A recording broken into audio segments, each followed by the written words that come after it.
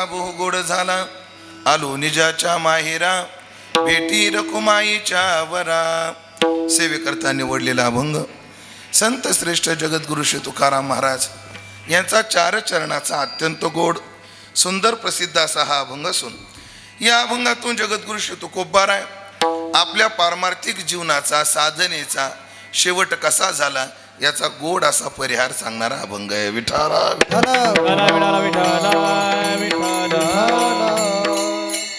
उपस्थित सर्व भाविक सज्जन, वैष्णव गुणीजन, महाराज मंडळी तथा मोरे पाटील परिवार यांचे आप्त इष्ट सगळे सोयरे, या सर्वांच्या सन्मान्य उपस्थितीमध्ये आज आपण या कोकण गावामध्ये जी चिंतन सेवा करतो आहोत, त्या चिंतन सेवेचं निमित्त आपल्याच गावातील एक सन्माननीय जीवन, ज्यांना 1 वर्षापासून वैकुंठवासी म्हणावं लागतं असे वैकुंठवासी लहू अण्णा जगन्नाथजी मोरे पाटील यांच्या प्रथम पुण्यस्मरणाच्या निमित्ताने आपण या ठिकाणी सगळी मंडळी जमलेलो आहोत. या कार्यक्रमाचे आयोजन त्यांच्या पश्चात असणारा त्यांचा परिवार, त्यांच्या पत्नी श्रीमती शालिनीताई लोहांना मोरे, त्याचप्रमाणे त्यांच्या 3 कन्या ज्योतिताई ज्या राजारामजी शिंदे यांना दिलेल्या आहेत, त्याचप्रमाणे सौभाग्यवती अनुराधाताई ज्या कैलाजी कांबले यांना दिलेल्या आहेत, सौभाग्यवती भक्तिताई ज्या बाबासाहेब रायते यांना दिलेले आहेत, तथा सर्व त्यांचे बंधू बहिणी पुतणे भाचे तथा समस्त मोरे पाटील परिवार, या परिवाराने या कार्यक्रमाचं आयोजन केलं. आणि त्यामध्ये कीर्तन सेवा करण्याचं सौभाग्य माझ्या वाट्याला आमचे आदरणीय ताजने आप्पा यांच्या विशेष संपर्कातून, आदरणीय हरिभक्तीपरायण शिवरामजी महाराज यांच्या संपर्कातून ही सेवा माझ्या वाट्याला आलेली आहे. तरी ज्ञानोबाऱ्या तुकोबाऱ्या जशी बुद्धी देतील तसं मी या अभंगाचं चिंतन बरोबर आपल्या नियोजित वेळेमध्ये पूर्णत्वाकडे नेणार आहे. ही चिंतन सेवा पूर्णत्वाकडे जात असताना सर्व मोरे पाटील परिवाराचे आप्तेष्ट सगळे सोयरे जशी मंडळी उपस्थित आहेत, तसंच वारकरी संप्रदायाचे गुणवैभव साधू वैभव आज या मंडळीच्या रूपाने उपस्थित आहेत. तसा या भागातील एक सन्माननीय पारमार्थिक जीवन तथा या परिवाराचे जे सोयरे सुद्धा आहेत, आदरणीय हरिभक्ती परायण परम आदरणीय परमश्रद्धेय आमचे निवृत्ती महाराज रायते आदरणीय बाबा यांची उपस्थिती या चिंतनात आहे.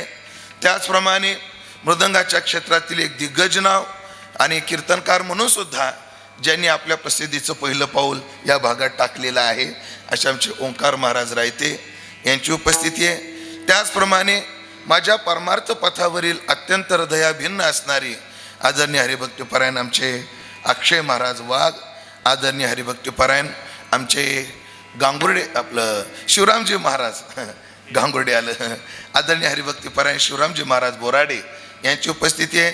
आदरणीय शांताराम भाऊ आहेत, आमचे शंकर दादा आहेत, मोवाडीकर आहेत, अनेक गावची मंडळी आहेत जी माझ्यावर नितांत प्रेम करतात आणि या परिवाराशी संबंधित आहे. या सर्वांविषयी सद्भाव व्यक्त करतो आणि अभंगाच्या दृष्टीने चिंतनाचा प्रवास अगदी वेळेत पूर्णत्वाकडे नेतो. फक्त पायातली चप्पल काढू नये का, चप्पल असते फक्त पायातली चप्पल काढा, पायातली काढा, फक्त बाजूला ठेवा. आज आपण एका जीवनाचा समारोप करण्याकरता इथं उपस्थित आहोत. व्यक्तीचा आणि आपला संबंध भावनेने मरेपर्यंत असतो. आपल्याकडे प्रत्येक वस्तूचा संबंध सांगितला गेला, मग ज्याने आपल्याला जन्म दिला त्याचा संबंध राहणार नाही का? राहणारच. पण जीव म्हणून त्या कुळाचा आणि त्या व्यक्तीचा संबंध वर्षश्राद्धापर्यंत असतो. वर्षश्राद्धापर्यंत आपल्याकडे विचार असा आहे शास्त्रामध्ये, माणूस जेव्हा मरतो तो त्याच जाग्यावर राहतो. कुठपर्यंत? जोपर्यंत त्याच्यावर अंत्यविधी होत नाही तोपर्यंत. अंत्यविधी झाला की तो जीवात्मा स्मशानात राहिला जातो. कुठपर्यंत? जोपर्यंत दशक्रिया होत नाही तोपर्यंत. ह्याला नवश्राद्ध आणि नवमिश्र श्राद्ध म्हणतात. कारण त्याच्या भोगाचं जे शरीर आहे, कोणी पुरलंय, कोणी जाळलंय, तर कोणी पाण्यात सोडून दिलेलं आहे. शरीराच्या 3 गती आपल्या भारतीय संस्कृतीमध्ये 3 आहेत. काही लोक पुरतात, काही लोक जाळतात आणि काही पाण्यामध्ये सोडून देतात. त्याला जलीय दाह, भूमिगत दाह आणि अग्निदाह असे 3 शब्द केले. म्हणजे त्याचं शरीर आम्ही संपवलं. आता त्याला पुढच्या गतीला जे शरीर पाहिजे असतं ते दशक्रियेपर्यंत जेवढे विधी आहेत, नवश्राद्ध आणि दशक्रियेचं नवमिश्र श्राद्ध, हे 10 दिवस म्हणजे त्याला 10 इंद्रियाचं दान असतं.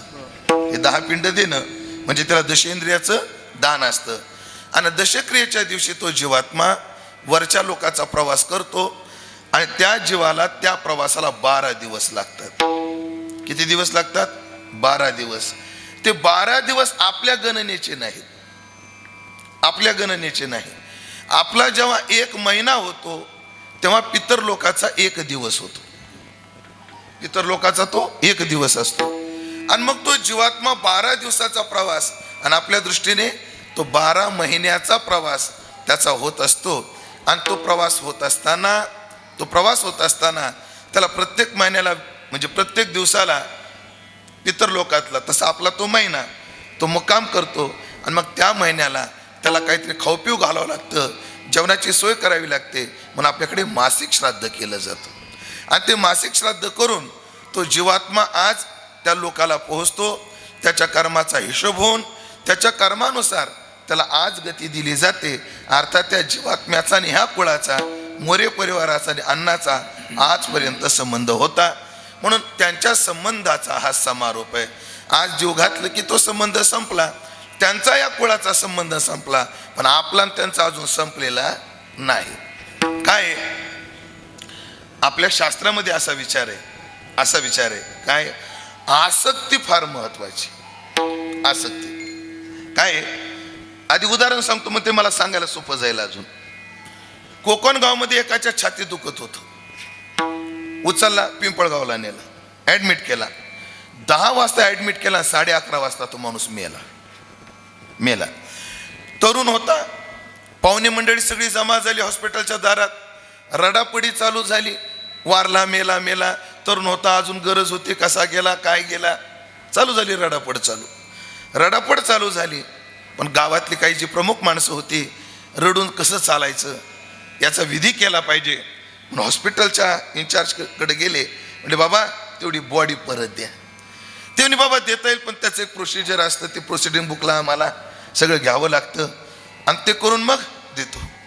आणि मग त्या प्रेताची हिस्ट्री तिथे एक सिस्टर लिहित होती. तिने ते प्रोसिडिंग बुक घेतलं, पेन घेतला, लिहू लागली. कोण? त्या व्यक्तीचं नाव. तेवढ्यात तिचा चहा आला.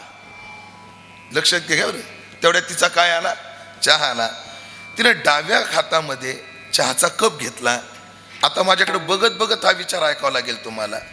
ती 1 घोट चहा प्यायची आणि लिहायची. 10 वाजता पेशंटला ऍडमिट केलं, 10:30 वाजता त्याचा BP लो झाला, 11 वाजता त्याला आम्ही आमकामकं इंजेक्शन दिलं, 11:15 वाजता वाटत होतं पेशंट स्टेबल होईल, BP कंट्रोल होईल, पण तसं काही झालं नाही. मग आम्ही 11:25 त्याला व्हेंटिलेटर लावण्याचा निर्णय घेतला आणि व्हेंटिलेटरची तयारी करेपर्यंत 11:30 त्याला मेजर अटॅक आला आणि तो मेला. बघा बरं, व्यक्ती एकच मेली, बाहेर 100 जण त्याच्याकरता रडतात आणि त्याच व्यक्तीचा मृत्यू होताना एक बाई चहा पितली ती. हा फरक काय? हा काय फरक आहे? माणसाचा मृत्यू जर दुःखाला कारणीभूत असेल, एक मेला की अख्खा दवाखाना रडायला पाहिजे होता, पण सगळे रडत नाहीत. ती 100 माणसं रडतात त्याच्या जवळची, आणि ती सिस्टर उलट चहा पितली होती. त्याचं कारण एक आहे, सगळ्यांचं मन त्याच्यात गुंतलंय, तेच रडतात. जिचं मनच गुंतलं नाही ती रडल कशी? म्हणून जोपर्यंत या तिन्ही मुलींच्या डोक्यात, सगळ्या भाच्यांच्या डोक्यात, सगळ्या पुतण्यांच्या डोक्यात अण्णा आमचे चुलते आहेत, अण्णा आमचे मामा आहेत, अण्णा आमचे वडील आहेत, हे जोपर्यंत डोक्यात आहे तोपर्यंत तुम्हाला त्यांच्या सगळ्या गोष्टी करणं कर्तव्य आहे. सगळ्या गोष्टी. आसक्ती महत्वाची, आसक्ती. आणि पहा तुम्ही, ऐकलं का? असं आहे, जर मी असं बदली ड्रायव्हर आणला जातो, बदली ड्रायव्हर कधी कधी घेतला जातो. बदली ड्रायव्हर आला, गाडीवर बसला आणि त्याने डिवायडरला गाडी ठोकली, त्याला काय? त्याचं काय सुख आहे का दुःख आहे? त्याला काही नाही. मग त्याची सगळी काळजी कोणाला घ्यावी लागते? त्या मालकाला घ्यावी लागते. का? त्या गाडीबद्दल त्याला आसक्ती. पण शेजाऱ्याची गाडी ठोकली तर माणसं हसतात, बघा कशी ठोकली. दुसऱ्याच्या गाडीला जर कोणी धक्का दिला तर लोक काय करतात, हसतात. आणि आपल्या गाडीला खरचटलं जरी तरी माणसाला काय होतं, दुःख. हा आसक्तीचा विचार आहे. मग जोपर्यंत आपली आसक्ती त्यांच्याबद्दल आहे तोपर्यंत, तुम्हाला एक शास्त्रातला अजून एक विचार सांगून जातो 2च मिनिटात. लय मोठी कथा आहे पण जेवढी शॉर्ट करता येईल तेवढी करण्याचा प्रयत्न करतो. कथा लय गोड आहे बाबा. कथा अशी आहे, एक ब्राह्मण होता. एक काय होता, ब्राह्मण. त्या ब्राह्मणाकडे रामू नावाचा नोकर होता. पुराणातली कथा आहे, म्हणजे ज्येष्ठ मंडळी सांगत आली, कशातली नाही सांगता यायचं मला. मी पूज्यपाद राजेंद्र दाजीच्या मुखातून ही कथा ऐकली आणि आमच्या दृष्टीने ते चालतं बोलतं काय आहे, विद्यापीठच आहे. लय गोड कथा आहे. ब्राह्मण होता आणि ब्राह्मणाकडे रामू नावाचा नोकर होता. फार त्या मालकाचं नोकरावर आणि त्या नोकराचं मालकावर प्रेम. एके दिवशी रामू पाणी आणायला नदीवर गेला, त्याला साप चावला आणि रामू मेला. वाईट वाटलं ब्राह्मणाला. एवढा चांगला माणूस. सध्याच्या काळात माणसं भेटत नाहीत. सध्या आपल्या देशासमोर 3 संकट आहेत. नाशिककर तुम्हाला तर लय पावला पावलाला जाणवतात. बागायतदारांना किती संकट आहेत. ह्या देशासमोर 3 संकट आहेत. पहिलं संकट आहे माणसांना कामं नाहीत. दुसरं संकट आहे कामाला माणसं नाहीत. पहिलं संकट काय, माणसाला कामं नाहीत. दुसरं संकट काय, कामाला माणसं नाहीत. आणि तिसरं संकट आहे जी माणसं भेटतात ती कामाची नाहीत. या शिरोड्याला एक घटना घडली, गेल्या वर्षीची घटना आहे. ते कोकणी आणतात ना खरड छाटणीला, मग ते उक्त दिलं जातं. काय म्हणतात तुम्ही, उदड, हा उक्त दिलं जातं. आणि ते त्या शिरोड्याला असा ओढा आहे बघा, ओढा.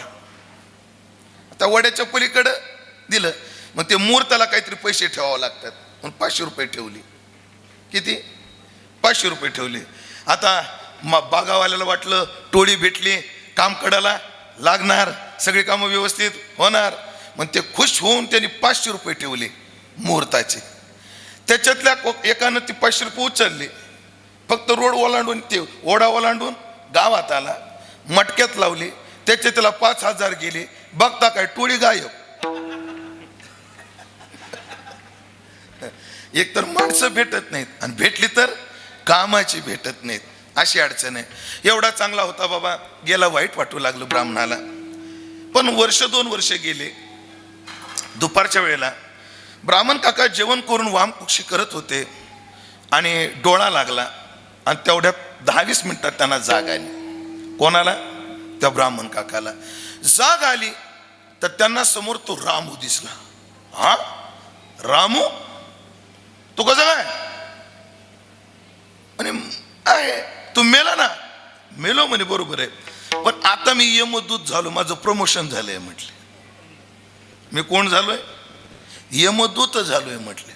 कसं काय बाबा, असा विचार आहे. 100 यज्ञ केले की माणूस इंद्र होतो. 100 जन्म ब्राह्मणाचे घेतले आणि ब्रह्मकर्म केलं की तो ब्रह्मदेव होतो. आणि 100 वेळा नरदेह मिळूनही 100 वेळा तो नरकातच गेला तो यमाचा दूत होतो म्हणे. यमाचा पाहुणा प्राणी होय. हो, यमदूत झालो म्हणे. अरे मग आज कसं काय आला. काय नाही म्हटले, त्या पिंपळगाव मधला आमका आपल्या गावातला तो आमका माणूस आहे, त्याला न्यायला आलो. नाही रे म्हणले, आता माझ्यासोबत बोलून गेला तो. त्याच्या नातवाचं लग्न आहे, मुहूर्त काढून गेला माझ्याकडे. आत्ता गेला, 1 तास झाला. नाही म्हटले, ते मुहूर्त काढू द्या नाही तर न काढू द्या, ज्याचं माप भरलं त्याला जावं लागणार आहे, हे निश्चित आहे. मग काम शिल्लक असो नाही तर काम उरकलेली असो, जिने तोची वरी माप भरे. अरे पण माझ्याशी बोलून गेला. बघा तर खरं तुम्ही, काही राहिलं नाही महाराज. सध्या लोक मला सल्ला देतात, महाराज तब्येत वाढली आहे, काळजी घ्या, अटॅकचं प्रमाण वाढलंय. आणि ती काळजीपोटी प्रेमापोटी घेतात, त्यात काही गैरसुद्धा नाही, गैरसुद्धा नाही. पण मी असं पाहिलं, रोज रनिंग करणारे सुद्धा अटॅकनं मरायला लागले. मग कशाला पळा, आहेत का नाही. स्पोर्टमध्ये एवढे फिटनेसला लक्ष देणारी माणसं, जे 2-2 तास सकाळ संध्याकाळ जिम मध्ये जातात, ग्राउंड करतात, अशी माणसं मरतात का नाही. एकच आहे, माप भरलं की. याचा अर्थ दुर्लक्ष करायचं असं नाहीये. मी सांगायला लागलोय. मेला तो ब्राह्मण. ब्राह्मणाने विचारलं, अरे कसा मरल बघा म्हणे. आणि लगेच त्याने जाऊन पाहिलं तर खरंच तो मेला होता. मग रामू परिसरात आला की ब्राह्मण काकाला भेटायला यायचा. ओझरला, साकोऱ्याला, शिरेगावला, माळवाडीला म्हणू म्हणू, माळेगावला म्हणू म्हणू, माळेगावला, या परिसरात कोणाला न्यायला आला की रामू कोणाला भेटायला यायचा? त्या ब्राह्मण काकाला भेटायला यायचा. ब्राह्मण काकाने कधी रामूला विचारलं, रामू ही मेलेली माणसं तू नेतो कुठं? काय नाही म्हणले, नेऊन बॉस समोर ठेवतो. मग बॉस त्याचा सगळा हिशोब पाहतात आणि जसा हिशोब पाहून ज्याची जी गती आहे त्या लोकांमध्ये त्याला पाठवतात. म्हणजे कायला स्वर्गात पाठवतात, कायला नरकात पाठवतात. म्हणे काय रे रामू, हा स्वर्ग कसा असतो, नरक कसा असतो? आहे म्हणे. रामू एक करणार आहे म्हणले. काय? मला एकदा नरक स्वर्ग दाखवून आण ना. म्हणे का? मी रोज प्रवचनात लोकांना सांगतो, चांगलं वागा स्वर्गात जाल, वाईट वागा नरकात जाल. तो लोक मला म्हणतात तुम्ही पाहिलाय का? मग असं लोकांना का भुलवता, असं लोकांना का फसवता? जर मी स्वतः डोळ्यांनी पाहिला तर मी आत्मविश्वासानं सांगेन, नाही नाही नरक असा आहे, स्वर्ग असा आहे. म्हणे आता तुमची इच्छा आहे, पण मी पराधीन आहे, बॉसला विचारून बघतो. एक दिवशी यम ह्याच्या कामावर खुश झाला. बोल तुला काय देऊ? म्हणे मी मागितलं ते देणार का? अरे देणार रे, मागून तर बघ. काय नाही म्हणले, माझे गुरुजी आहेत, त्यांना एकदा स्वर्ग नरक दाखवायचा आहे. अरे अरे तसं नसतं म्हणले, ते मेल्याशिवाय दाखवता येत नाही. मग दे कशाला म्हटले, हे माग कशाला म्हटले? झेप तर तेच बोलत जा म्हणे. शेवटी त्या यमाचा इगो जरा जागा झाला. ठीक आहे म्हटले, जा घेऊन ये, टाकून लवकर नेऊन सोड. चालेल म्हटले. रामू आपल्या सहकार्याला मला, चला माझ्या गुरुला आणायचंय. म्हणजे तू आण ना. म्हणजे माझा गुरु एकट्याला उचलत नाही. ते 4-5 जण आले. ब्राह्मण काकाला पलंगा सगट उचलला, आधी नरकात नेला, जाग केलं. गुरुजी जागे व्हा, जागे व्हा. का आला नरक? हा रामू नरक आला? हो चला. तर एका माणसाला तेलात तळत होते भाज्यासारखं. ते असं पुराणात वर्णन आहे. पुराणात वर्णन असं आहे, ही जी आपल्याला परलोकामध्ये जे शरीर मिळतं त्या शरीराला वेदना आहेत, त्या वेदना आहेत, पण शरीर नष्ट होत नाही. आपलं पोट जर आपण आता तेलात घातलं तर आपल्याला वेदना पण आहेत आणि शरीर सुद्धा नष्ट होतं, ते जळून जाते त्वचा. त्या परलोकातल्या शरीराला तसं नसतं. वेदना तेवढ्याच होतात पण शरीर नष्ट होत नाही. म्हणजे त्याला जरी तळलं ते करपत नाही शरीर, पण वेदना त्या होतात. म्हणे यानं काय केलं? म्हणे सोन्यासारखी बायको असून हा व्यभिचार करत होता. एक ताम्रपद होत, लाल बुंद तांब्याचा पत्रा, त्याच्यावर एकाला चालवायला लागले. ह्यानं काय केलं? म्हणे कोणाच्या कामात आडवा येत होता. एक नरकात पडलेला होता. नरक कसा होता? पू कळतो का? पू पू म्हणजे पल्स म्हणतात इंग्रजीत त्याला. जखमची गळी ना दादा, जखमची गळी आपली, त्याच्यातून नाही का ते बदाम शेक येतो बाहेर. मला नाही वाटत 4-8 दिवस कोणाला बदाम शेक प्यायची इच्छा होईल. त्याचं ते कुंड होता, त्याच्यात बुडवलं. वर मुंडका आलं की पुन्हा एक जण खाली दाबायचा. म्हणे यानं काय केलं? म्हणे हा माय बापाला सांभाळत नव्हता म्हणले, त्याचा परिणाम आहे. हे सगळी वर्णनं श्रीमद भागवताच्या 5म स्कंदाच्या शेवटच्या 2 अध्यायात आहेत. 28 प्रकारची नरक सगळं पाहिलं. आणि एवढ्या नरकामध्ये एक माणूस हसत होता. रामूला विचारलं त्या ब्राह्मणाने, का रे एवढ्या वेदना आहे त्याला, तरी हा का हसतो? म्हणे काय नाही म्हणे, त्याच्या आता इथून सुट्टी होणार आहे. कसं काय? कारण याचा नातू सत्कर्म करणारा निघणार आहे, ह्याच्या कुळात आता हरिभक्त जन्माला येणार आहे. म्हणून तारी उभा येता दोन्ही कुळे, म्हणून मातृ पितृ भ्राता सगोत्र चतुर्भुज नर होणे ठेले, हरिभक्त याच्या कुळात जन्माला येणार आहे म्हणून खुश आहे म्हटले. चला म्हणे आता नरकात स्वर्गात जाऊ. स्वर्गाचं ते सुंदर दृश्य पाहिलं तर स्वर्गामध्ये एक जण रडत होता. त्याला विचारलं एवढ्या सुखसुविधा आहेत, हा का रडतो? आणि याच्या कुळामध्ये कुलांगार जन्माला येणार आहे आणि याचं पतंत पितरो हे श्याम लुप्तो पिंडोदक क्रिया, हा ओ पितराचं पतन करणारा पोरगा जन्माला येणार आहे म्हणून याला नरकात जायचंय, म्हणून हा रडायला लागलाय. त्या ब्राह्मण काकाने विचारलं, का रे स्वर्गात असून हा रडतोय, आणि नरकात असून हा हसतोय. कारण म्हणजे याचा नातू चांगला निघणार आहे म्हणून आणि याचा नातू वाईट निघणार आहे म्हणून. पण हे बरोबर नाही रे म्हटले. आता लक्ष देऊन ऐका, पुढचं वाक्य फार महत्वाचं आहे, लक्ष देऊन ऐका. मग पाप कर्म करायचं नातवानी आणि भोगायचं आज्यानी, हे कसं काय? हे कसं काय? ऐकलं का? नियम असा आहे, बायकोने केलेलं पाप नवऱ्याला भोगावं लागत, प्रजेनं केलेलं पाप राजाला भोगावं लागत. रामराज्यात एक घटना, एक राजाकडे घटना घडली, रामराज्यात नाही, एका राजाकडे घटना घडली. एका ब्राह्मणानं चोरी केली, न्यायालयात पुढे गेलं, न्यायालयात गेलं, म्हणे ब्राह्मणानं चोरी केली, काय दंड द्यायचा? न्यायालय मला आतापर्यंत कोण्या ब्राह्मणानं केलीच नाही, तर ह्या पापाला प्रायश्चित्त काय सांगता नाही यायचं मला. काही विद्वान साधू बसले होते, त्या विद्वान साधूला विचारलं, हा ब्राह्मण असून सुद्धा यांनी पाप कर्म केलं, चोरी केली, ह्याला काय दंड दिला पाहिजे? ते म्हणे या ब्राह्मणाला दंड दिला नाही पाहिजे, ह्या ब्राह्मणाचा जो राजा आहे त्याला दंड दिला पाहिजे. म्हणजे का?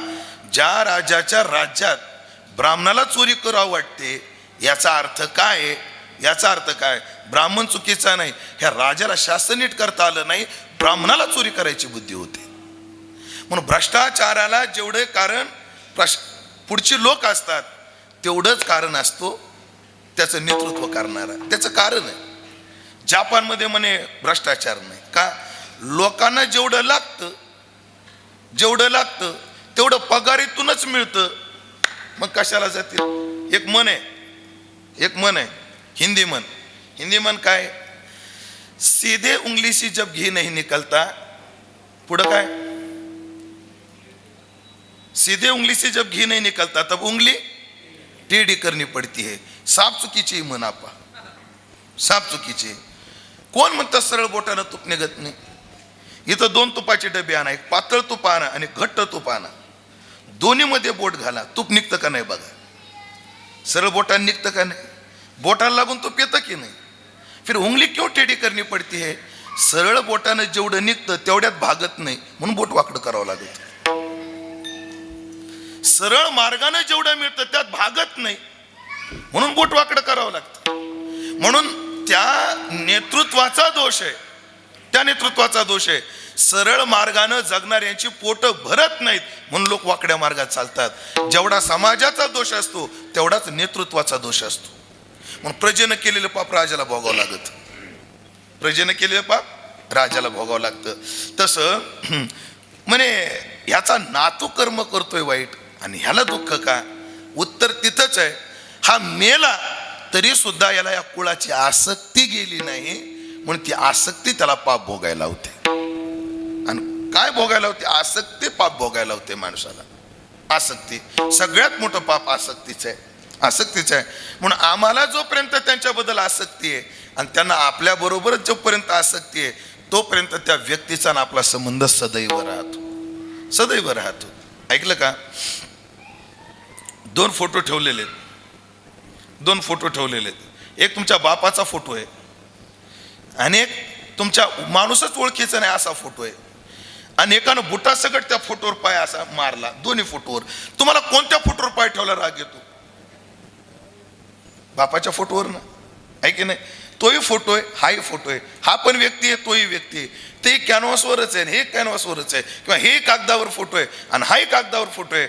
मग ह्या फोटोवर पाय ठेवल्यावर तुम्हाला राग येण्याचं कारण काय? त्याचं एक कारण आहे, ही माझ्या बापाची प्रतिमा ही आसक्ती. पण ही आसक्ती माणसाला शेवटपर्यंत सांभाळावी लागते. व्यक्ती शरीरानं जरी मेला त्याच्याबद्दल आपली जी आसक्ती असते त्या आसक्तीपोटी आपल्याला ह्या गोष्टी कराव्या लागतात. मग दशक्रिया असेल, वर्षश्राद्ध असेल, हे कर्म केले जातात. बरं, ह्याच्यात जसं शास्त्र आहे तसं ह्याच्यात व्यवहार पण आहे. व्यवहार पण काय आहे? आपली संस्कृती कृतज्ञ संस्कृती आहे. हो, बघा तुम्ही, आमच्याकडे शिक्षक दिन साजरा केला जातो, आमच्याकडे महाराष्ट्र दिन साजरा केला जातो, आमच्याकडे स्वातंत्र्य दिन साजरा केला जातो, आमच्याकडे जवान दिवस साजरा केला जातो. हे का केले जातात? का केले जातात? त्याचं कारण आहे, आजही 26 नोव्हेंबर बरोबर ना, ताजवरचा हल्ला 26/11 बरोबर, 26/11 पर्यंत हुतात्मा दिवस साजरा करतो. म्हणजे त्या दिवशी जी जी माणसं मिली, कामठे वगैरे, यांच्या प्रतिमा त्या दिवशी लावल्या जातात, त्यांना फुलं वाहिली जातात. हो, 14 एप्रिलला आपण महामानव बाबासाहेब आंबेडकरांच्या यांच्या प्रतिमेला हार घालतो. का घालतो? या लोकांनी आमच्या करता काहीतरी केलेलं आहे. आमची संस्कृती कृतज्ञता आहे. कृतज्ञ म्हणजे जाण, केलेल्या गोष्टीची जाण ठेवणारी आहे. मग मला सांगा, देशाकरता केलेल्या व्यक्तीबद्दल जर आम्ही जाण ठेवतो, मग ज्याने आपल्याला जन्म दिला त्याची जाण ठेवायला नको का? त्याला स्मरणात ठेवायला नको का? त्याला स्मरणात ठेवलं पाहिजे. काय होत असतं माझ्यासमोर बसलेल्या सगळ्यांच्या मनातले 2-3 विचार सांगतो. किती? 3. आपण एक ना एक दिवशी मरणार आहे हे सगळ्याला माहिती आहे. ज्याला माहित नाही त्यांनी माझ्या समोर या. एक दिवशी आपल्याला मरायचंय हे सगळ्यांना माहिती आहे. पण मरेपर्यंत आम्हाला जगायचंय हे आम्हाला माहिती आहे. म्हणजे जगणं संपलं की मरायचंय, जगणं संपलं की मरायचंय आणि मरेपर्यंत आम्हाला जगायचंय. पण आमच्या अपेक्षा वेगळ्या आहेत. आम्हाला सुखानं जगायचंय, सुखानं मरायचंय आणि असं काहीतरी करायचंय, आमच्या मागं कोणीतरी आमचं नाव घेतलं पाहिजे. असं मरावे परी कीर्तिरूपी वरावे म्हणतात ना, तसं जगायचंय. आणि मग या 3 गोष्टी जर करायच्या असतील, जर आम्हाला वाटत असतील की आम्हाला कोणीतरी स्मरणात ठेवावं, तर नियमशास्त्राचा असा आहे, नियम असा आहे, जोपर्यंत ओंकार महाराज रियाज करत नाही तोपर्यंत पक्वाजात गोडवा येत नाही. तोपर्यंत अक्षय महाराज रियाज करत नाही तोपर्यंत वाणीत गोडवा येत नाही. जोपर्यंत आपण अभ्यास करत नाही तोपर्यंत कीर्तन परिपूर्ण होत नाही. जोपर्यंत शेतकरी मशागत करत नाही तोपर्यंत पीक चांगलं येत नाही.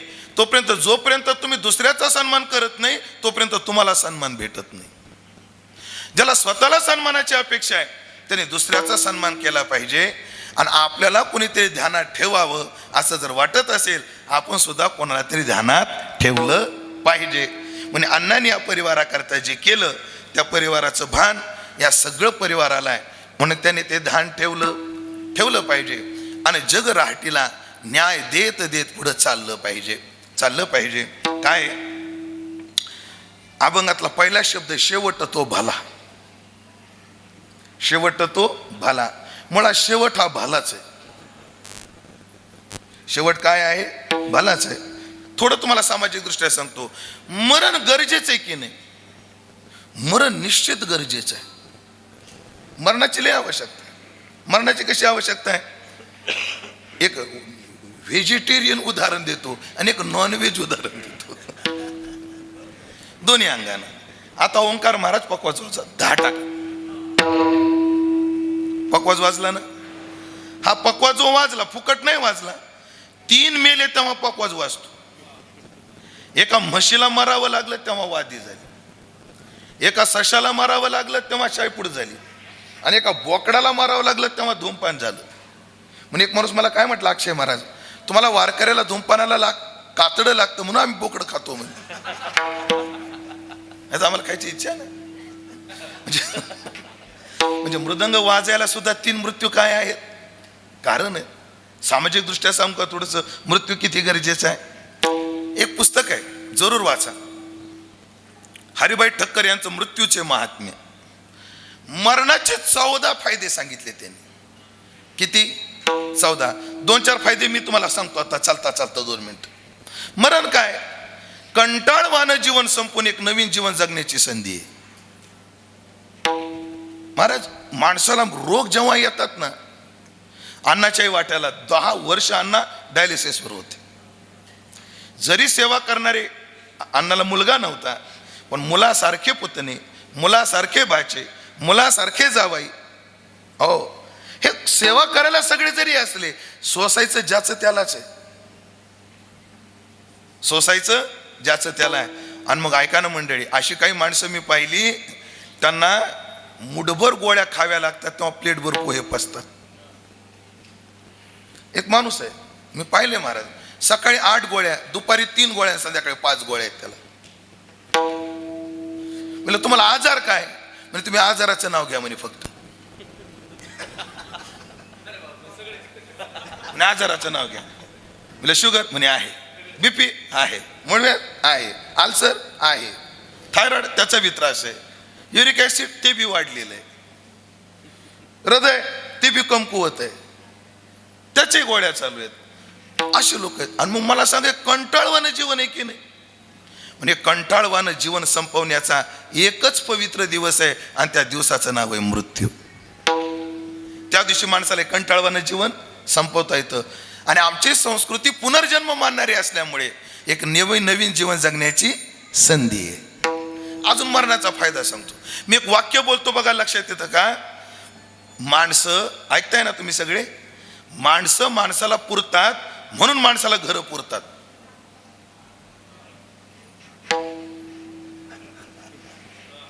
पटवून देतो. पण 50 बाय 50चं घर आहे. किती? म्हणजे 2500 स्क्वेअर फूटचं काय घर आहे. त्याच्यात पती पत्नी राहतात, आनंदानं राहतात. त्यांना 2 मुलं झाली. आता किती झाली माणसं? 4. पुन्हा त्या 2 मुलांचं लग्न झालं, 2 सुना घरात आल्या. किती झाली? गणित लवकर लावा, 6. पुन्हा त्या 2 मुलाला 2 मुलं झाली, ती 4 नातवं घरात आली. किती झाली? 10. पुन्हा त्या 4 नातवांच्या 4 बायका आल्या, नात सुना 4 आल्या. किती झाली? 14. पुन्हा त्या 4घांना 2 मुलं झाली, ती 8 आली पुन्हा घरात, 22. पुन्हा त्या 8 जणांच्या बायका आल्या, 22 आणि 8 30. पुन्हा त्या 8 जणाला 2 मुलं झाली, ते 16. 30 आणि 16 46. लांबू का थांबू आता? बस. अशी नवीन माणसं घरात येतच राहिली, आणि जुनी मिलीच नाही तर घर पुरतील का आपल्याला? मरण समाजाची सुद्धा गरज आहे. मरण समाजाची गरज आहे. अजून सोपं बोलू का? मेल्याशिवाय आपण जगू शकत नाही. चला, मेल्याशिवाय जगू शकत नाही. उलट आयुर्वेद काय म्हणतं? फ्रीज मधलं का खाऊ नका, का खाऊ नका. नियम आहे, जे नाचतं तेच आरोग्याला चांगलं असतं. जे जेवढ्या लवकर नाचतं ते तेवढं आरोग्याला काय असतं? चांगलं असतं. बघा तुम्ही, मैद्याचे पदार्थ लय लवकर नासत नाहीत, ते पोटात लय वेळ राहतात, मग ते आरोग्याला घातक आहेत. भाकरी खा, सकाळी कार्यक्रम फिनिश. म्हणून साखळी सांगतो राहते बाबा, एक बियाला नासावं लागतं तेव्हा अंकुर फुटतो. त्या अंकुराला आपलं तेजपणाला लावावं लागतं तेव्हा धांड होतं. ते धांड आपली सगळी ताकद एका जागी आणतो तेव्हा कणीस होतं. कणीस स्वतःला मळून घेतं तेव्हा धान्य होतं. धान्य स्वतःला ठेचून घेतं तेव्हा पीठ होतं. पीठ स्वतःला मळून घेतं तेव्हा उंडा होतो. उंडा स्वतःला थापून घेतो तेव्हा भाकरी होते. ती भाकरी स्वतःला भाजून घेते तेव्हा खाण्याच्या योग्यतेची होते. भाकरी स्वतःला तोडून घेते तेव्हा ताटात बसते. तर तोडलेला तुकडा, त्याचे छोटे छोटे तुकडे होतात तेव्हा तोंडात जातात. कारण अख्खी कोरभर भाकर जाणार नाही तोंडात, त्याचे तुकडे जातात. ते तुकडे स्वतःचा लगदा जाताना करून घेतात तेव्हा पोटात जातात. आणि पोटातलं गेलेलं सडतं म्हणून माणसं जगतात. मरण चांगलंच आहे. हो, उलट काय, याचा अर्थ लगेच जाऊन राऊंड अप प्यायचा असा अर्थ नाही. ते आत्महत्या आहे, ते आत्महत्या आहे. मरण माणसाला 4 प्रकाराने येतं. काहीची हत्या होते, काहीला आत्महत्येनं येतं, काहीला अकाल येतं, आणि काहीला नैसर्गिक येतं. हत्या, आत्महत्या. तिसरा अकाल मृत्यू, अपघातात गेला, एखाद्या आजारात गेला, वय नसताना, हा अकाल मृत्यू म्हणले शास्त्राने. आणि एक विशिष्ट वय झालं की येणारा मृत्यू. माणसाला अपेक्षा करावी नैसर्गिक मृत्यूची. कोणत्या अपेक्षा करा? नैसर्गिक मृत्यूची. मला सगळ्याचं तात्पर्य काय सांगायचंय, कोण्या ना कोण्या प्रकारानं नैसर्गिक मृत्यू आला पाहिजे. हत्या, आत्महत्या केली नाही पाहिजे. ह्याच्यासारखं पाप जगात नाही. शास्त्रानं तर असं सांगितलं, ज्यानं आत्महत्या केली त्याच्या अंत्यविधीला सुद्धा जाऊ नये. ज्यानं आत्महत्या केली त्याच्या अंत्यविधीला जाऊ नये. पण कधी कधी संबंध आहे, जावं लागतं, तो नाईलाज आहे, तो भाग सोडा. पण टाळता येईल तेवढं टाळावं. हॉटेलचं खाऊच नाही हा नियम आहे. पण मला सध्याचा काळ असा आहे, दगदगीचा आहे, खावं लागतं, प्रसंगानं खावं लागतं. खावं, पण होईल तेवढं टाळावं. मसाल्याचं जास्त खाऊ नये, खाऊच नाही असं नाही, टाळावं. सध्या आंब्याचे दिवस आहेत, आणि ज्यांना ज्यांना डायबिटीस आहे त्यांना फार मोठं संकट आहे. खाऊच नाही का? खावं, पण जास्त खाणं टाळावं, टाळावं. चला, मुद्दा सांगत होतो. मृत्यू आहे, मृत्यू तो येणारच आहे, नैसर्गिक. नाही माफ करा, हे सांगत होतो, ज्यानं आत्महत्या केली त्यांच्या अंत्यविधीला जायचं टाळावं, जावं लागलं तर जावं, असं काही नाही. सांगण्याचं तात्पर्य असं आहे की हा मृत्यू वाटलंय, तो होणारच आहे, सगळ्याचा होणार आहे. तुमचा ना आमचा झाला ना, आमच्या घरातला तुमच्या घरातला गेला असं नाही. एक बाई रडू लागली, फार रडू लागली, तिचा एकुलता एक मुलगा गेला होता. अंत्यविधीला प्रेतच देईना, गावात लोक त्रस्त झाले, करावं काय. तिथं गौतम बुद्ध गेले. त्या गौतम बुद्धांना त्या लोकांनी सांगितलं, अहो बघा नाही बाई प्रेत उचलूच देत नाही, काय करावं. थांबा मी बघतो. त्या बाईजवळ गेले. बाई काय झालं. महाराज एकुलता एक होता हो, सोन्यासारखा होता हो, असा होता हो, तसा होता हो, सांगू लागली. म्हणले बाई रडू नको, याला जिवंत करायचंय का. हा तुम्हाला करता येतं. हो म्हणले मला जिवंत करता येतं, फक्त त्याला काही साहित्य लागतं, तेवढं साहित्य तू आणून दे. म्हणजे काय साहित्य लागतं. म्हणजे ज्या घरात अजून कोणीच मेलं नाही त्याच्या दारातली माती लागते. ज्या घरातलं कोणीच मेलेलं नाही त्याच्या दारातली मला मुठभर माती आणून दे, लगेच तुझ्या पोराला जिवंत करतो. ती बाई म्हणली आता येते महाराज. ती पळत गेली. हो तुमच्या दारातली माती घेऊ का. म्हणे का तुमच्या घरात कोणी मेलं नाही का. गेल्या वर्षी नाही का आमचे आजोबा गेले. सगळ्या गावात फिरली आणि लक्षात आलं असं दारच नाही की ज्या घरात कोणी मेलं नाही. तिच्या लक्षात आलं काय. आल्यावरून म्हटली महाराज तुम्हाला काय सांगायचं ते मला कळालंय, उचला प्रेत. मग अंत्यविधी झाला. शेवट ठरलेला आहे, शेवट ठरलेला आहे. गरीब मरतात, श्रीमंत मरतात, इथं देव मरतो, सगळे येथे नाही उरू आले अवतार. मरणार सगळेत, शेवट सगळ्यांचा आहे, माझाही आहे आणि तुमचाही. बघू नका असं खरं आहे, फक्त अपेक्षा एवढी आहे, अपेक्षा एवढी आहे, शेवट गोड व्हावा. कोणासारखा. जसा तुकाराम महाराजा झाला तसा. शेवट तो भला, शेवट तो भला, शेवट तो भला, शेवट तो भला. माझा बहु गोड झाला, माझा बहु गोड झाला, निजाचा माहेरा, आलो निजाचा माहेरा. माझा बहु गोड झाला, माझा बहु गोड झाला, आलो निजाचा माहेरा, आलो निजाचा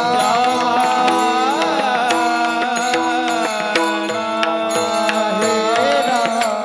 तुकाराम महाराज म्हणजे सगळ्याचा जसा शेवट होता तसा माझाही झाला. पण माझा कसा झाला.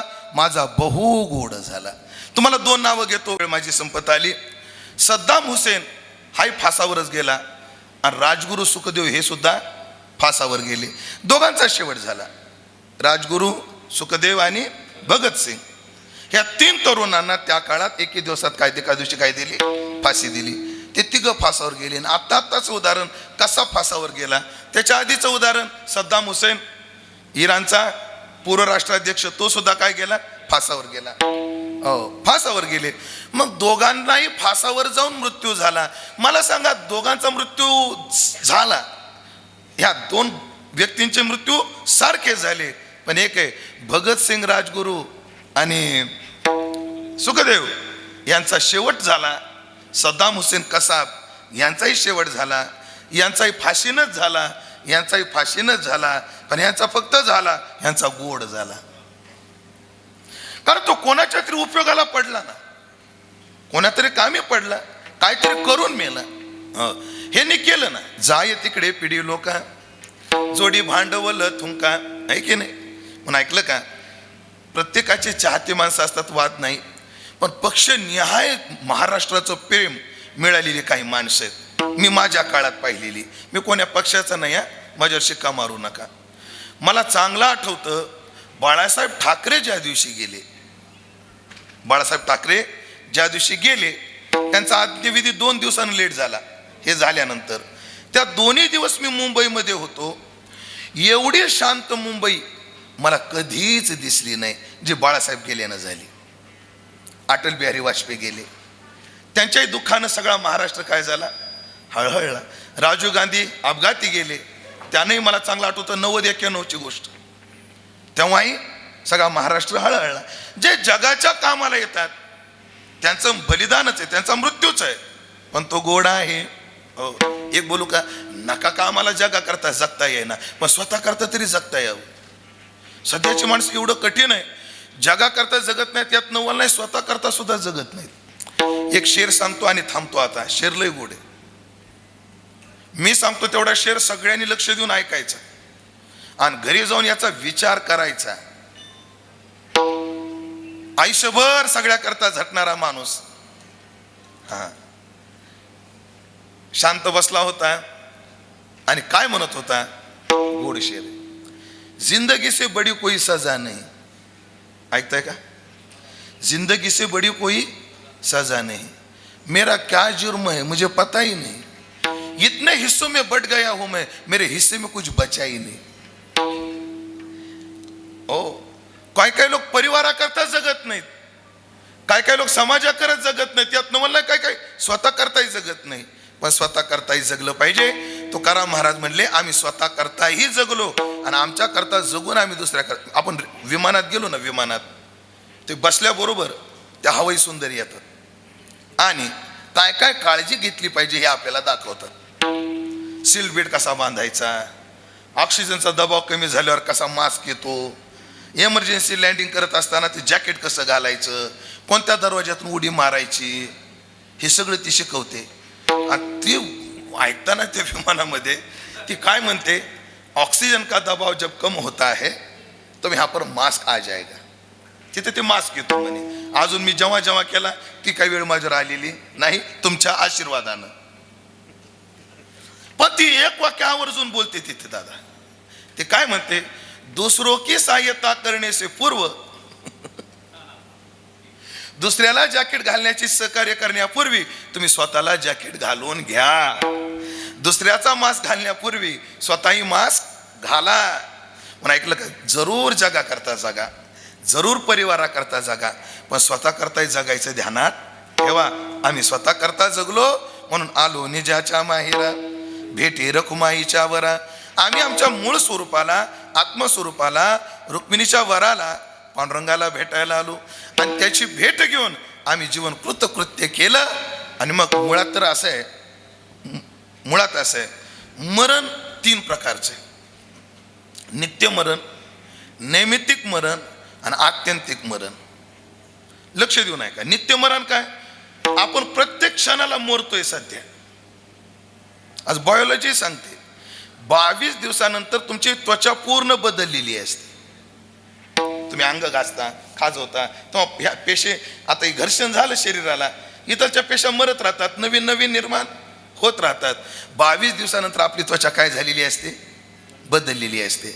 म्हणजे आपण जर 10 वाजता या मंडपात आलो असू आणि आता जर 12ला 10 मिनिटं कमी असतील तर या 1 तास 50 मिनिटात काय झालंय, 1 तास 50 मिनिटात आपण मृत्यूच्या जवळ आलोय. प्रत्येक क्षणाला होणारी शरीराची झेज हे नित्य मरण आहे. या देहातलं कर्म संपलं की माणूस दुसऱ्या देहात जातो. कर्माच्या निमित्तानं आलेलं मरण आहे, म्हणजे नैमित्तिक मरण आहे. आणि आपली जीवदशा संपून जीवानं शिव होणं हे आत्यंतिक मरण आहे. तुकाराम महाराज म्हणतात, मरणाही आधी राहिलो मरोनी. याचा अर्थ आम्ही आत्यंतिक मरण पाहिलं आणि आमचं जीवन आलो निजाच्या माहेरा, भेटी रखुमाईच्या वरा. आम्ही आत्मस्वरूपाची प्राप्ती करून घेतली, देवाची प्राप्ती करून घेतली. परिणाम परिहार झाला अवघ्या दुःखाचा मागीला. आमच्या पाठीमागं जेवढं दुःख लागलं होतं ते संपून गेलं. हे अध्यात्म झालं. मी तुम्हाला व्यवहारातही सांगतो. तुम्ही जागे आहेत का माता माऊली? एक प्रश्न विचारायचा होता तुम्हाला, विचारू का? ज्या ज्या बाईला मनासारखी सून भेटली तिने हातवर करा बरं.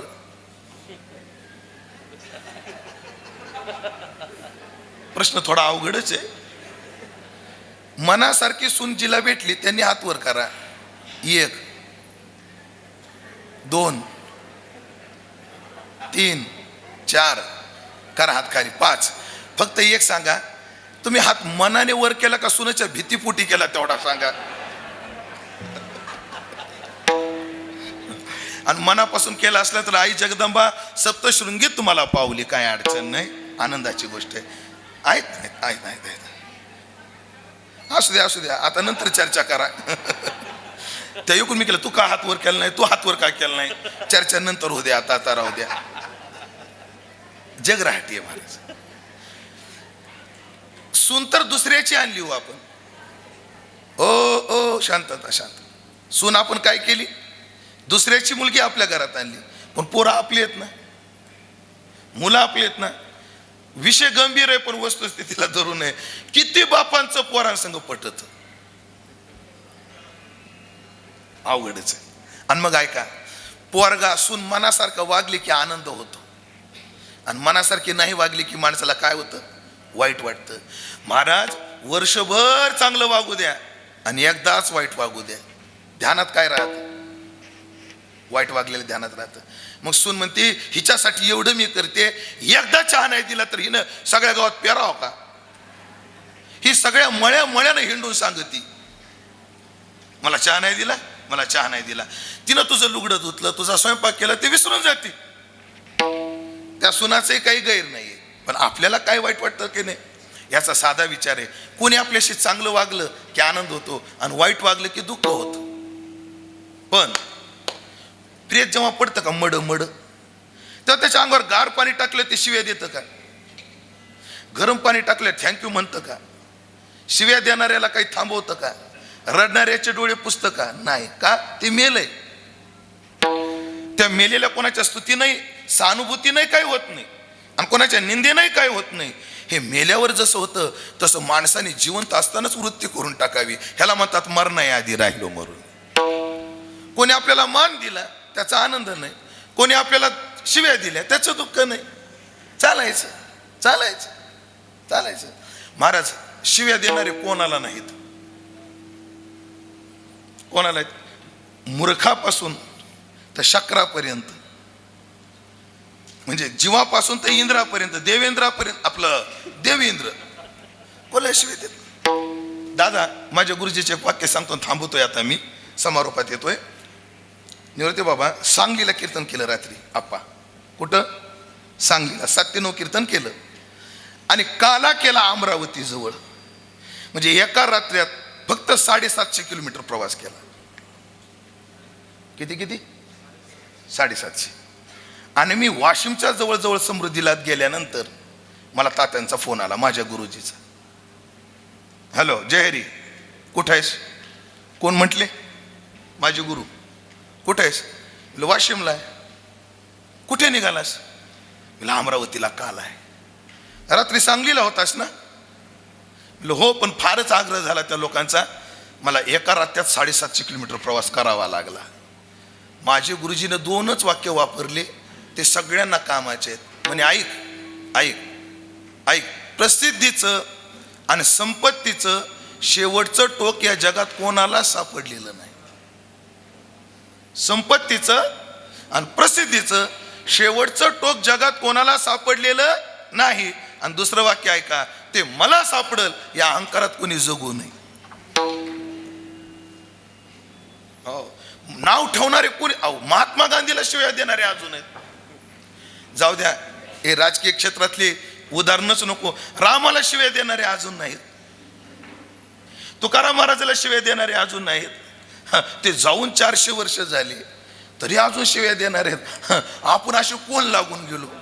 म्हणून वृत्तीचा निश्चय, मरणाच्या आधी मरून गेलं, ह्या सगळ्या गोष्टी होतात, आणि त्याच्यामुळे परिहार झाला अवघ्या दुःखाचा मागेला. आता कोणतंच दुःख, स्तुतीनं होणारं सुख नाही, निंदेनं होणारं दुःख नाही, म्हातारपणाने माणसाला काही दुःख होतात तेही नाही, व्याधीनं जन्म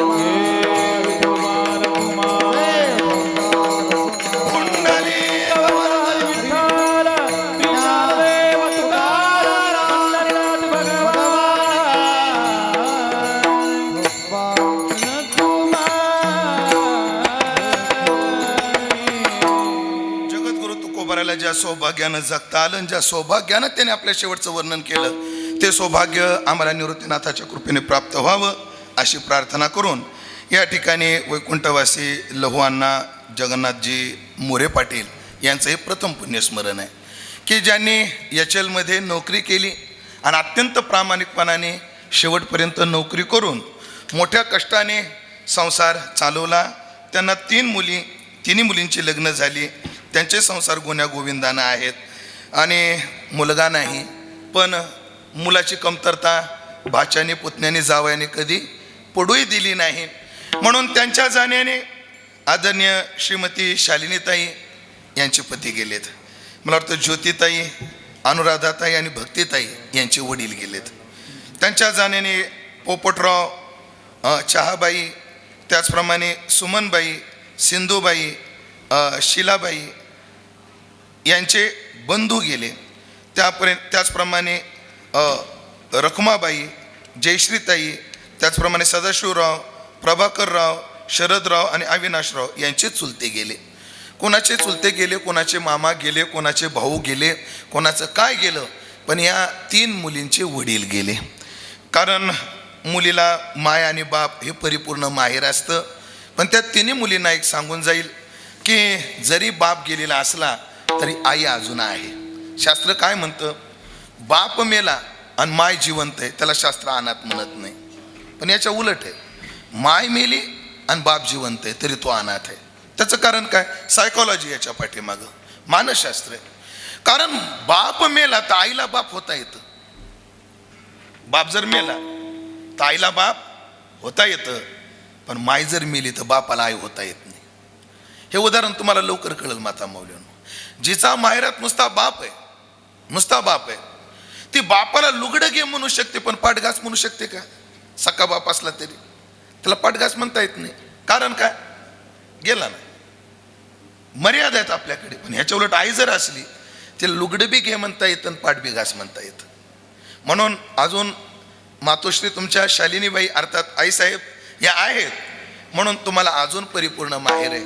पण मी 3 मुलींना, सगळ्या पुतण्यांना, भाच्यांना सांगेन की तुमची जिम्मेदारी वाढली, आता वाढली. कारण त्या शालिनीबाईला एक आधार होता. जरी तुम्ही तुमच्या नवऱ्याच्या घरी गुण्या गोविंदानं नांदता, तुम्हाला काहीच कमतरता नाही, तरी त्या बाईच्या जगण्याला एक आधार होता. आणि तिला जगण्याला जो आधार होता तो तिचा गेला. आता तिला तुमच्याशिवाय कोणी नाही. म्हणून तुम्हाला जर बापाला खरी श्रद्धांजली द्यायची असेल तर एवढी श्रद्धांजली द्या. बाप आजारी होता, 10 वर्ष डायलिसिसवर होता, तरी तुम्ही सगळ्यांनी जशी त्यांची सेवा केली तसंच त्या शालिनीबाई अर्थात आईसाहेबाचा शेवट गोड व्हावा याच्याकरता सर्वांनी प्रयत्न करायचे, हे ध्यानात ठेवा. त्यांच्या जाण्याने नातवांचा अनेक नातवंड आहेत. त्यांचे आजोबा गेले. आजोबाचं नातवाचं नातं काही वेगळंच असतं, वेगळंच नसतं.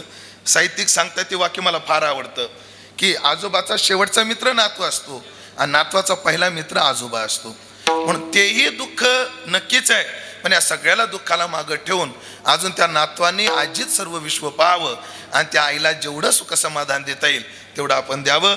आणि या प्रसंगाला एकच आपण ध्यानात ठेवावं, आज आपण मोरेच्या दारात आलो, एक दिवस आपल्याही दारात अशीच गर्दी असणार आहे आणि ती आपल्या बापाकरता चुलत्या करताना कदाचित आपल्याकरता सुद्धा असणार आहे. पण जोपर्यंत जीवन आहे तोपर्यंत काय आहे, महाभारत असं म्हणतं, माणसानं दिवसभर असं कर्म करावं, रात्री शांत झोप यावी. माणसानं उन्हाळ्यात एवढं कमवावं, पावसाळ्यात बसून खाता यावं. जुन्या काळात असं होतं, पाऊस काळ भरपूर होता, लोकांना घराच्या बाहेर पडता येत नव्हतं. मग लोक उन्हाळ्यातच एवढं साठवून ठेवायचे, वर्षाला लागणारं धान्य घरात, वर्षाला लागणारा किराणा घरात. एवढंच नाही राहते बाबा, मी पाहिले वर्षभर लागणारं जळण सुद्धा लोक काय करायचे, घरात आणून ठेवायचे. तेव्हा सिलेंडर वगैरे हे नव्हतं, घरात आणून ठेवायचे. म्हणून उन्हाळ्यात कसं वागावं, काय करावं, पावसाळा आनंदात गेला पाहिजे. दिवसभर कसं जगावं, रात्री शांत झोप आली पाहिजे. आणि आयुष्यभर कसं जगावं, माणसाला मरताना चांगलं मरण आलं पाहिजे. एकच सांगतो, कसं जगावं कसं मरावं याला एक वाक्यात आता समारोपामध्ये येतोय. माणसानं कसं जगावं कसं मरावं काही नाही, सगळं विसरून जा. एकच ध्यानात ठेवा, आपल्या दाव्याला कोणालाच खोटं बोलायची वेळ येऊ नये असं जगावं. नाहीतर पुढाऱ्यांना आणि महाराज लोकांना सगळ्यात जास्त खोटं 10व्याला आणि वर्ष श्राद्धाला बोलावं लागतं. आपल्याबद्दल कोणालाच खोटं बोलायची वेळ येऊ नये असं जगावं, अशी प्रार्थना निवृत्तीनाथाच्या चरणी करू. सेवेला पूर्णविराम देऊ. झालेली सेवा अण्णांच्या स्मृतीला अभिवादित करून संत निवृत्तीनाथ महाराज सद्गुरू जोग महाराजांच्या परंपरेला समर्पित करतो. सेवेला पूर्णविराम देतो. आपण एवढ्या संख्येने एवढ्या शांत चित्ताने मला तास दीड तास ऐकून घेतलं त्याबद्दल तुमचे आभार. सर्व टाळकरी मंडळी जे आपल्या संस्थेत येते ना, आमच्या निवृत्ती महाराजांनी स्वतः घडून वारकरी संप्रदायाचं भविष्य घडवण्याचं कार्य चालू केलं, त्याची पहिली फळी म्हणजे हे टाळकरी मंडळी आहेत. एखाद्या महाराजांनी 2 बिघे घेतलं ना, मोठा बंगला बांधला, शांताराम भाऊ तो महाराज मोठा नाही, ज्यानं 10 टाळकरी उभे केले तो महाराज मोठा. ध्यानात ठेवा की जे आमचे निवृत्ती महाराज ते कार्य करतायत. सध्या संस्कार शिबिरही चालू आहे आणि वर्षभर ते संस्थाही चालवत आहेत. म्हणून अवघा अनिला परिवार निवृत्ती बाबा तुमच्याबद्दल तर सद्भाव आहेच, पण तुमच्या कार्याबद्दल शतशः नमन तुमच्या कार्याला करतो. ही सर्व टाळकरी मंडळी गुणीजन मंडळी सगळ्यांचे आभार मानतो. क्रम असा राहील, आता ज्ञानेश्वर माऊली भजन होईल, जय विठ्ठल होईल आणि मी लगेच निघणार आहे, कारण मला देहूला 6 ते 8 कीर्तन आहे, म्हणजे तुकाराम महाराजाच्या मंदिरात. महाराज लय लांब नाही, 4 तासाचा प्रवास आहे. अगदी बरोबर आहे, किलोमीटर जास्त नाही, प्रवास जास्त नाही, पण एखादा जरी ट्रॅफिकमध्ये एखाद्या ठिकाणी अडकलो, मोठी अडचण आहे. आणि सध्या डिझेलची फार मारामार आहे. सध्याच गाडीत डिझेल कमी आहे, कुठं शोधत जावं लागतं. 4-5 पेट्रोल पंप सोडले ते एखाद्या ठिकाणी भेटतं, पण तिथं सुद्धा तासभर तरी काय, अर्धा तास पाऊण तास तरी काय जातो, त्या लाईनला जातो. ह्या सगळ्या अडचणी डोळ्यामध्ये ठेवून सगळ्यांना इथून नमस्कार करतो आणि जय विठ्ठल करून तुमच्या सगळ्यांचा निरोप घेतो. ज्ञानेश्वर माऊली नाराज माऊली ज्ञानेश्वर माऊली नाराज माऊली ज्ञानराज माऊली विठ्ठल जय जय विठ्ठल बोली रे बोले वेडे वाकोरे उतरे क्षमा पराध नाही विचारी ना देव प्रमाणे ज्ञानेश्वरा पराध महाराज ज्ञानदेव तुकाराम. या ठिकाणी हरिभक्त परायण गुरुवर्य श्री रायते बाबा या ठिकाणी आपलं मनोगत व्यक्त करतील. त्यानंतर श्री शंकररावजी कोल्हे दादा हे आपलं मनोगत व्यक्त करतील. भारतजी कोकाटे, त्यानंतर विलास बापू मात्साकर यांनी स्टेजवर येण्याची कृपा करायची. कैलासवासी लघु अण्णा मोरे यांच्या शेवटच्या म्हणजे श्राद्ध पिंडदान विधीच्या निमित्ताने, वर्ष श्राद्धाच्या निमित्ताने, प्रथम पुण्यस्मरणाच्या निमित्ताने आपण एकत्र आलो आणि त्यांना शेवटची श्रद्धांजली अर्पण करण्याकरता सर्वजण एकत्र आलो. आज हरिभक्तीपरायण महाराष्ट्राचं वैभव, वारकरी संप्रदायाचं भूषण, आमचे परमस्नेही आदरणीय वंदनीय पूजनीय उमेशजी बाबा दसरथे यांनी शेवट तो भला माझा बहुगोड झाला या अभंगावर अतिशय गोड चिंतन मांडलं. त्यांच्याकरता आपण सर्वांनी टाळ्यांच्या गजरामध्ये त्यांचे आभार मानू, त्यांना धन्यता देऊ. आणि लहू अण्णांच्या बाबतीत एकच बोलेल की बाबांनी चिंतनातून सांगितलं की जो स्वतः करता जगतो, जगलंच पाहिजे, पण जो स्वतः करता जगून दुसऱ्याकरता जगतो तसल्या प्रकारचं जीवन अण्णांचं होतं.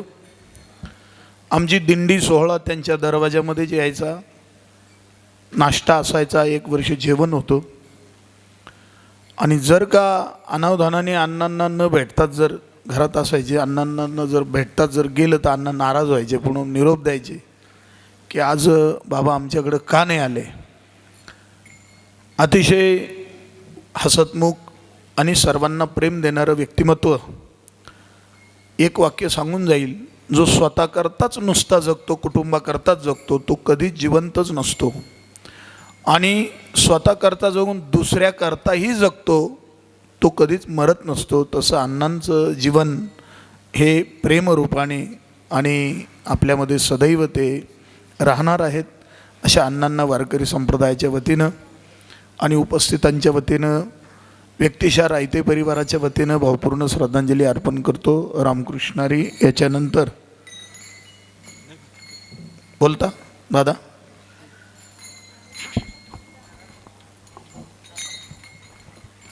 आज या ठिकाणी लव अण्णा मोरे यांच्या प्रथम वर्षश्राद्धाच्या निमित्ताने आपण सर्वजण उपस्थित झालात. आमच्या मोरे परिवाराला कृतकृत केलं तुम्ही, त्याबद्दल मी आमच्या मोरे परिवाराच्या वतीने, समस्त ग्रामस्थांच्या वतीने आपल्या सगळ्यांचे आभार मानतो, नुनदेश करतो. या ठिकाणी अमोल रायते यांनी अतिशय उत्कृष्ट असं मृदुंग वादन केलं आणि त्यांची सर्व टीम या ठिकाणी येऊन आमच्या कार्यक्रमाला शोभा आणली, त्याबद्दल पुन्हा